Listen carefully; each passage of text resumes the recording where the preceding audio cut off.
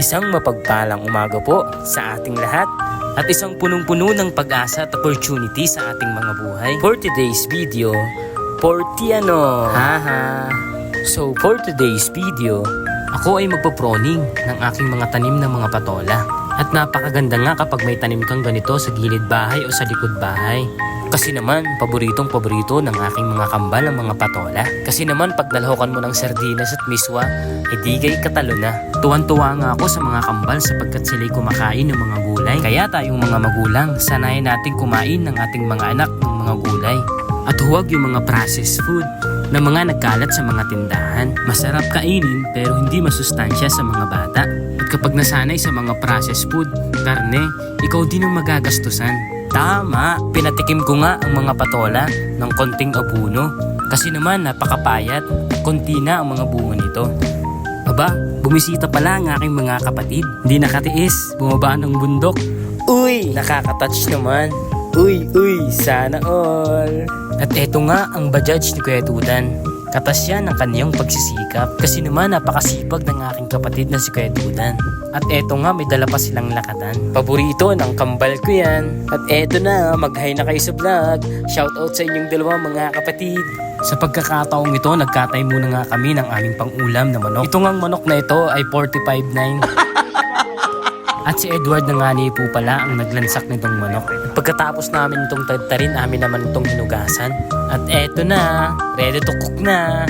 Step 1, maglagay ng mantika sa kalderong mainit. At kapag mainit na ang mantika, saka natin ilagay ang sibuyas.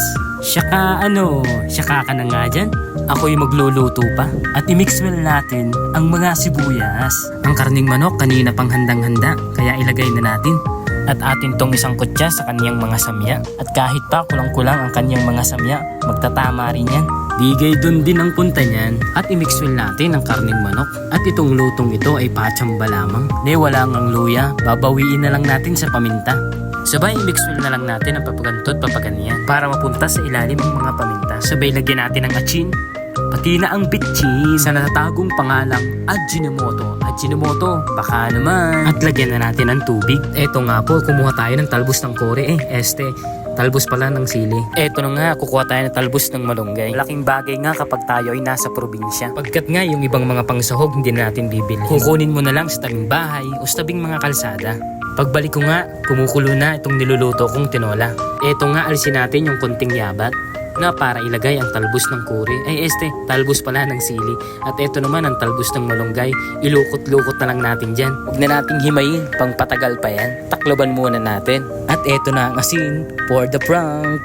At ipapatikim natin to kay mama. Naghintay ka ba? It's a prank!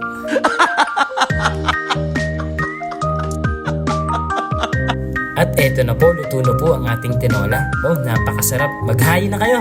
Eto na po, bago kumain, huwag nating kalimutang manalangin at magpasalamat sa ating Panginoon. At napakasaya ko nga ni sapagkat ang aking mga kapatid ay naririto. At napakadalang nga naming magkita. At pagkatapos ng kumain, sabi nila magpapagupit daw sila sa akin. At eto po, panoorin niyo po akong manggupit.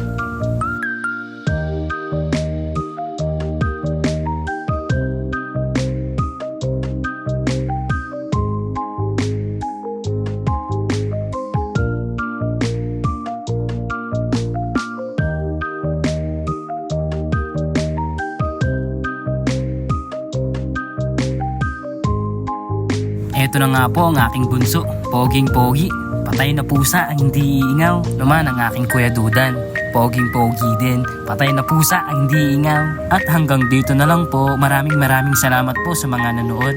At huwag po natin kalimutang mag-share at mag-follow sa ating page. God bless po!